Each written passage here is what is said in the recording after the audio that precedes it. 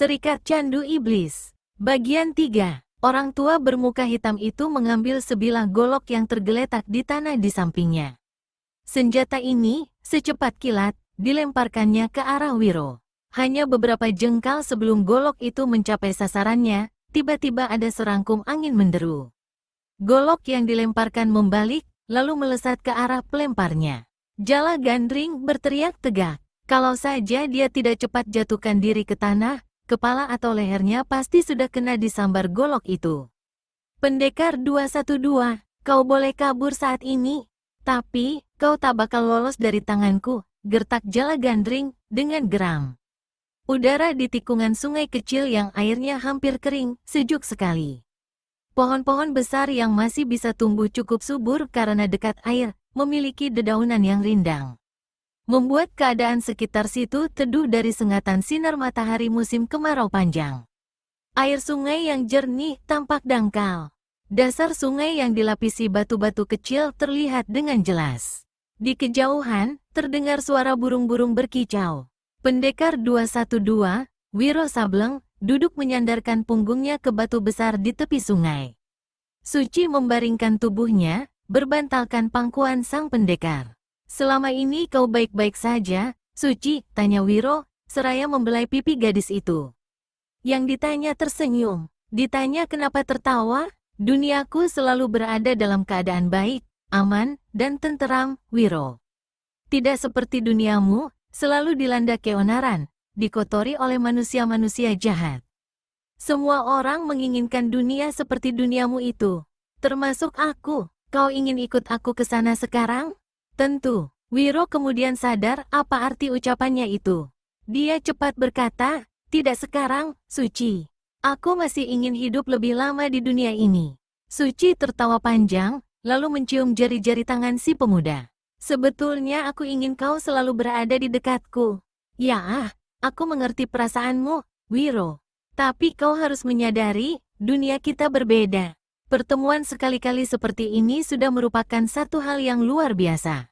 Dunia ini memang aneh, dan kekuasaan Tuhan juga kurasa aneh, kata pendekar 212. Kau betul, sahut Suci. Kalau tidak dengan kekuasaannya yang maha besar, mana mungkin aku bisa menemuimu? Mana mungkin kita bisa berdua-dua seperti ini, dan saling mencintai, sambung Wiro. Kau masih mencintaiku, Wiro? Tanya Suci. Matanya yang bening menatap wajah pemuda itu. Wiro balas menatap sepasang mata yang indah itu, lalu menciumnya, seraya berbisik, kau tahu aku mencintaimu. Selalu mengingat-ingatmu, namun, setiap kerinduan datang, aku sadari kau tidak ada di sampingku. Suci memeluk pendekar 212 erat-erat. Ada air mata mengambang di kedua matanya. Kau masih menyimpan bunga kenanga itu, bukan? Wiro mengangguk. Kau bisa memanggilku setiap saat kau ingini. Sebaliknya, sulit bagiku untuk muncul dengan kemauan sendiri, jika tidak ada sesuatu hal yang sangat besar dan penting. Seperti kejadian ketika kau terancam bahaya tadi. Aku akan ingat hal itu.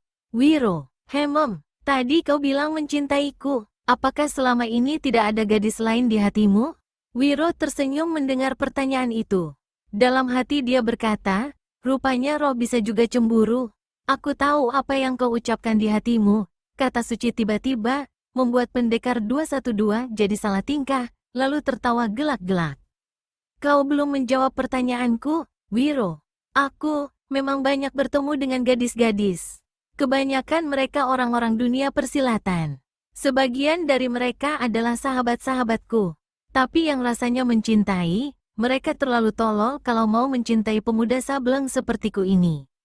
Bukan mereka, tapi bagaimana dengan kau? Apa kau tidak pernah mencintai salah seorang dari mereka? Kalau ku jawab pun, mungkin kau tak bakal percaya, ujar Wiro pula. Bilang dulu jawabanmu, aku pernah mencintai seseorang dari mereka. Sampai saat ini aku masih tetap mencintainya. Juga sampai nanti, paras Suci kelihatan berubah. Suaranya bergetar ketika bertanya, siapa gadis yang beruntung mendapatkan cintamu itu, Wiro? Orangnya sangat cantik, melebihi kecantikan seorang bidadari. Siapa orangnya? Tanya Suci lagi dengan suara tercekat, dan air mukanya tidak mampu menyembunyikan rasa cemburu. Saat ini orangnya berada dalam pelukanku. Namanya Suci, bisik Wiro ke telinga gadis itu. Suci mengeluarkan desah panjang, lalu memeluk pendekar 212 ke dadanya, sekuat yang bisa dilakukannya. Keduanya berangkulan kencang, seperti tidak mau dipisahkan lagi. Aku harus meninggalkanmu, Wiro, bisik Suci. Sekarang, gadis itu mengangguk. Secepat itukah kita akan bertemu lagi? Wiro mengangguk perlahan. Sebelum kau pergi, ada sesuatu yang ingin aku tanyakan. Mungkin kau bisa memberi penjelasan. Tentang apa? Serikat Candu Iblis. Siapa sebenarnya mereka? Aku telah dituduh sebagai ketua komplotan itu. Dalam waktu dekat, pasti ketiga orang tadi akan menyebarluaskan berita bohong bahwa akulah ketua Serikat Candu Iblis. Berarti semua petugas kerajaan akan memasukkan aku dalam daftar penjahat, menjadi orang yang dicari-cari, dan harus ditangkap hidup atau mati. Gila, Serikat Candu Iblis, satu komplotan terkutuk. Mereka mulai bergerak sejak 2, mungkin 3 tahun lalu. Mula-mula secara gelap, sekarang bahkan berani terang-terangan. Ratusan korban telah masuk dalam perangkapnya, menjadi pemadat keras. Sekali jadi pemadat, tidak akan bisa keluar lagi dari perangkap terkutuk itu.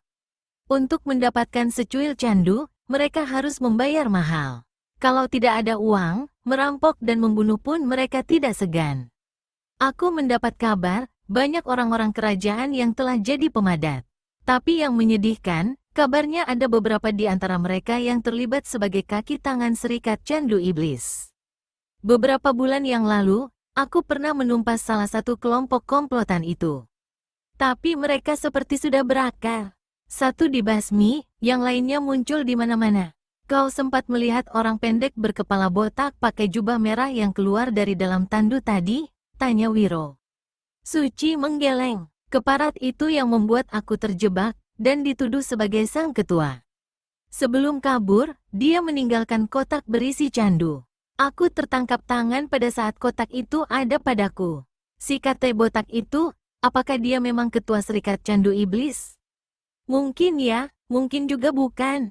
Jaringan kelompok itu luas sekali.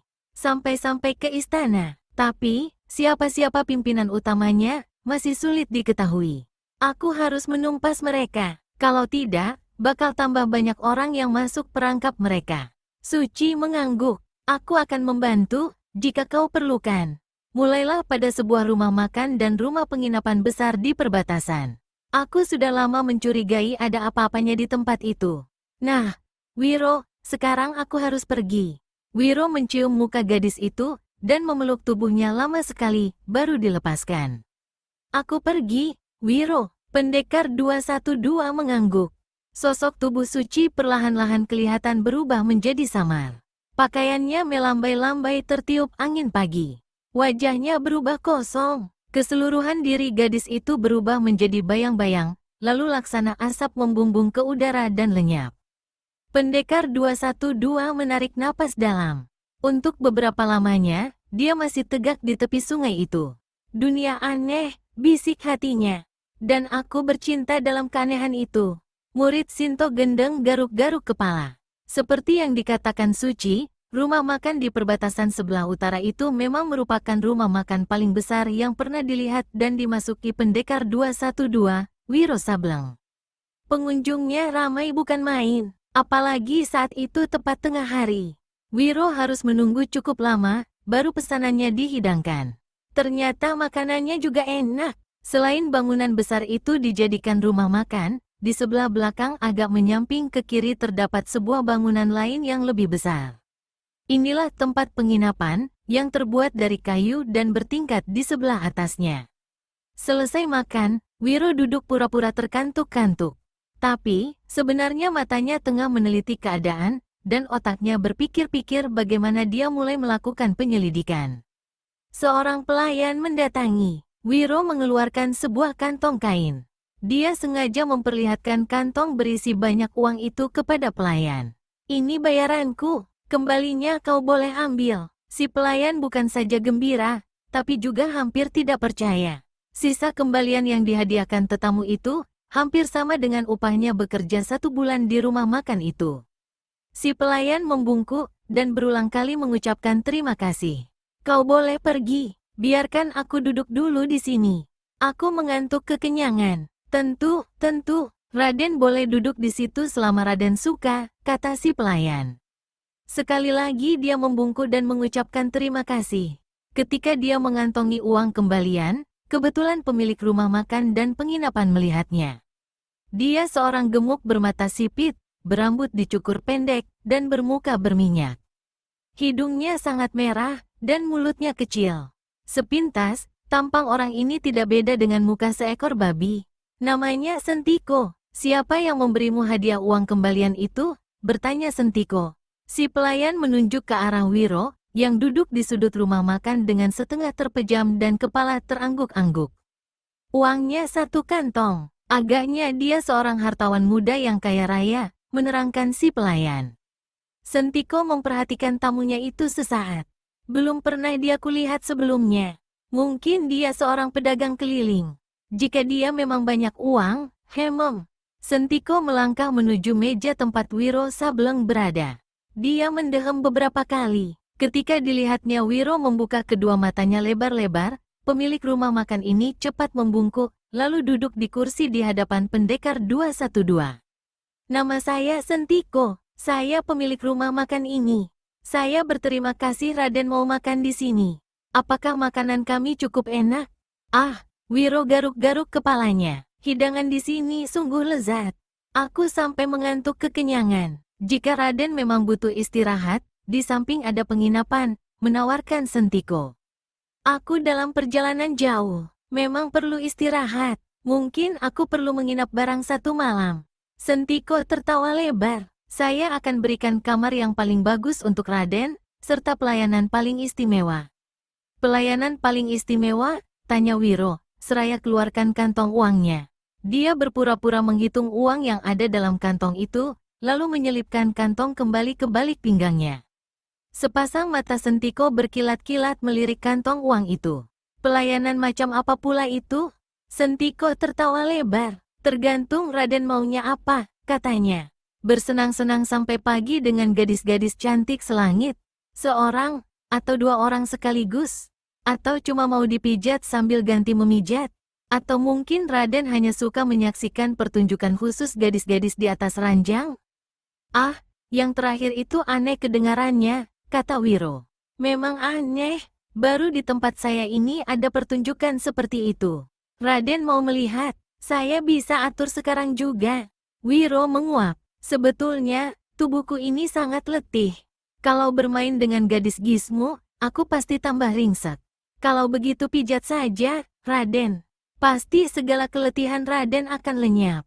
Itu kalau aku tidak terangsang. Kalau aku sampai terangsang, berarti sama saja celakanya. Aku ingin sesuatu yang bisa menyegarkan badan dan pikiran. Mungkin aku hanya perlu tidur saja. Sentiko mendekatkan kursinya ke kursi Wiro. Lalu, dengan suara perlahan dia berkata, jika kesegaran pikiran dan tubuh yang Raden cari, saya ada obatnya. Kita bicara di tempat lain. Raden mau mengikuti saya? Obat apa yang sampeyan maksudkan? Tanya Wiro. Lihat saja nanti. Mari. Wiro berdiri dan melangkah mengikuti orang bertubuh gemuk itu. Di bagian belakang penginapan terdapat sebuah pintu kayu yang dipalang dengan balok tebal dan digembok dengan 2 buah gembok besi besar. 2 orang lelaki bertubuh tinggi kekar, bertampang sangar, dan hanya mengenakan sehelai celana hitam, berdiri di kiri kanan pintu. Keadaan kedua orang ini mengingatkan Wiro pada 8 orang pengusung tandu yang menemui ajal di hutan Karangkukusan. Betul dugaan suci, penginapan ini menyembunyikan sesuatu. Sesuatu itu ditangani oleh orang-orang serikat candu iblis. Pasti di sini ada tempat pengisapan candu, kata Wiro dalam hati. 2 orang lelaki bertelanjang dada di samping pintu kayu bersikap hormat ketika Sentiko muncul di hadapan mereka. Buka pintu, kata pemilik rumah makan dan penginapan itu. Salah seorang dari lelaki tinggi besar segera mengambil kunci yang digantungkan di pinggangnya. Kawannya memperhatikan Wiro, lalu bertanya pada Sentiko. Siapa dia? Langganan baru, jawab Sentiko pendek. Pintu terbuka, ikuti saya, Raden, kata pemilik penginapan. Di balik pintu itu terdapat sebuah lorong papan, yang pada ujungnya membelok ke kiri lurus, lalu membelok lagi ke kiri. Pada ujung lorong papan ini terdapat sebuah tangga kayu menuju ke bawah. Wiro mencium bau aneh, bau madat. Di bawah tangga terdapat sebuah ruangan besar yang redup dan pengap, karena sama sekali tidak ada lubang angin. Lantai, dinding, dan atap ruangan terbuat dari batu. Menurut dugaan Wiro, ruangan batu itu berada kira-kira di bawah halaman samping kiri rumah makan. Di sini Wiro menyaksikan pemandangan yang membuat bulu tengkuknya merinding. Satu-satunya penerangan di ruangan batu itu adalah rambasan cahaya yang datang dari lorong papan.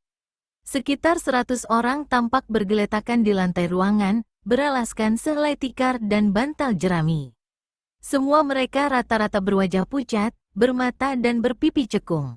Setiap orang memegang sebuah pipa, yang setiap kali mereka sedot sambil memejamkan mata dan menengadah, seolah-olah menikmati sesuatu yang luar biasa. Tidak seorang pun yang mengacuhkan kedatangan Sentiko dan Wiro. Mereka semua asyik dengan pipa candu masing-masing. Selama berminggu-minggu, bahkan berbulan-bulan, mereka mendekam di situ. Minum dan makan sedikit, menghabiskan waktu hanya untuk menghirup candu.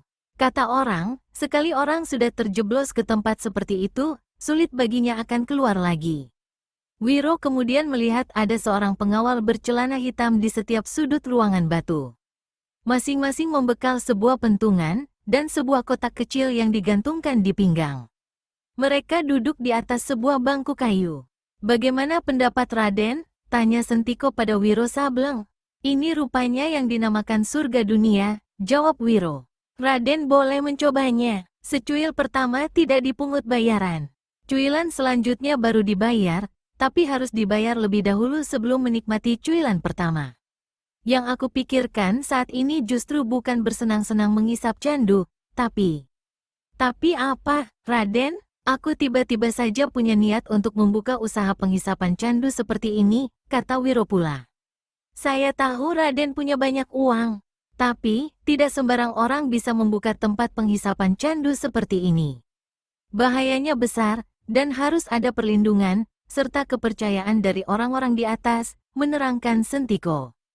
"Tempatmu ini sama sekali tidak ada perlindungan.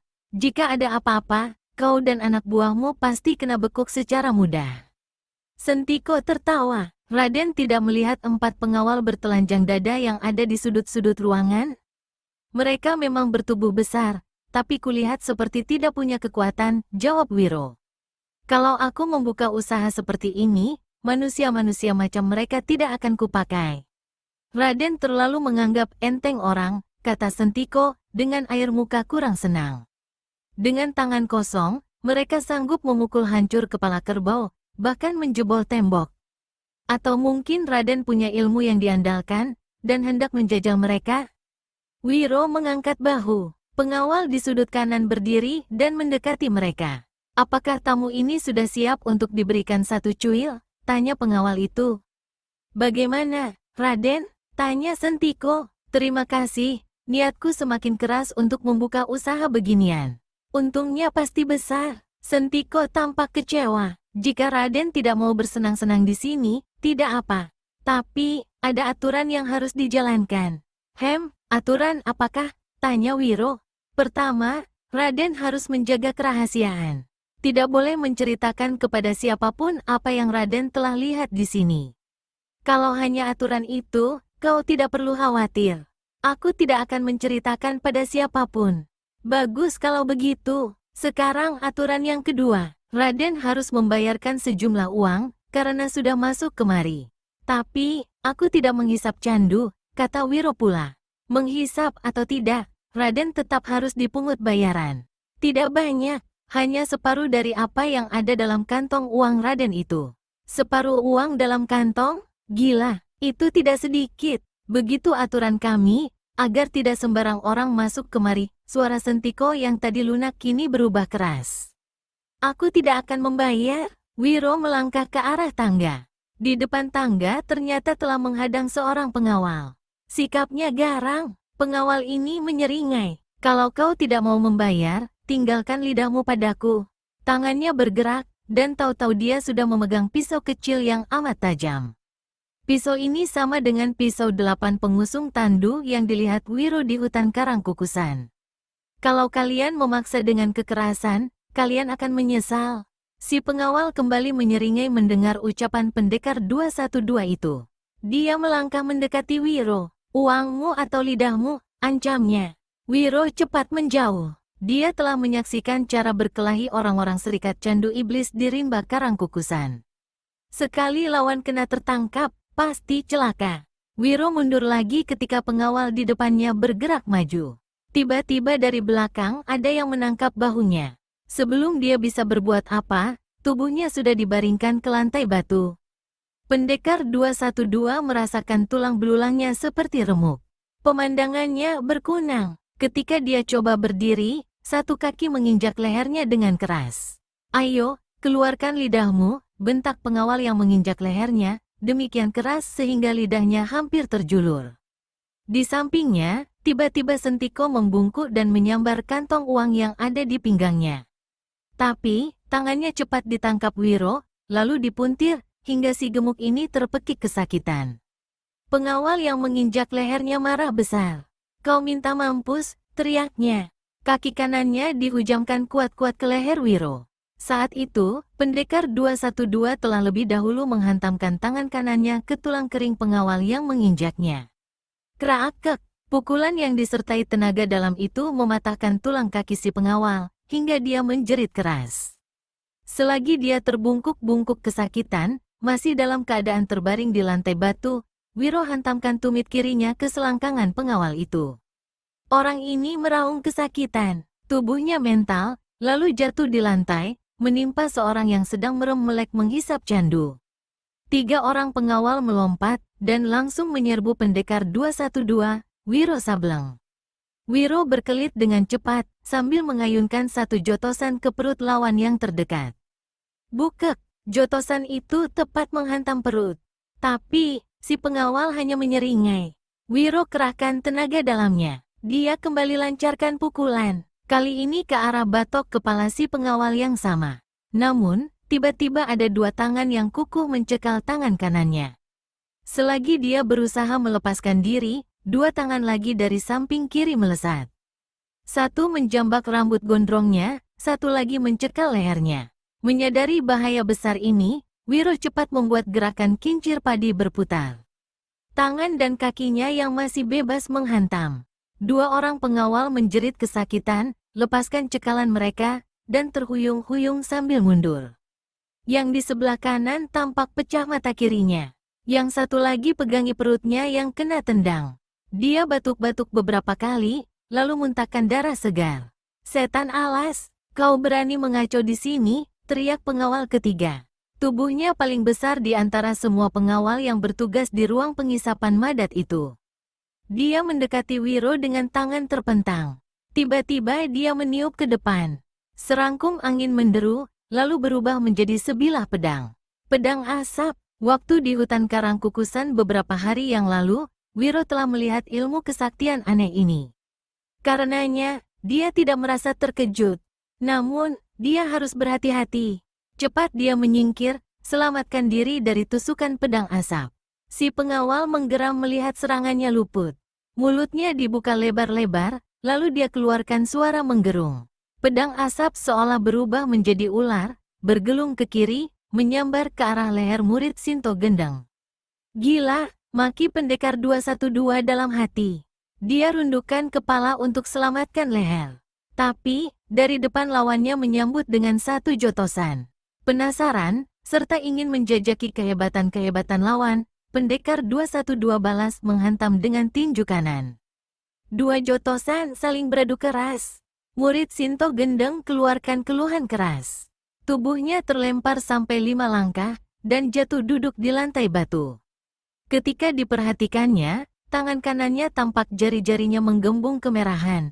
Bangsat itu tidak memiliki tenaga dalam tinggi. Tapi, dia mempunyai kekuatan aneh luar biasa, kata Wiro dalam hati. Memandang ke depan, dilihatnya si pengawal tersandar ke dinding ruangan. Mukanya mengeriyit menahan sakit, tangan kanannya terkulai. Ketika Sentiko memperhatikan, ternyata tangan pengawal itu telah remuk sampai ke pergelangan.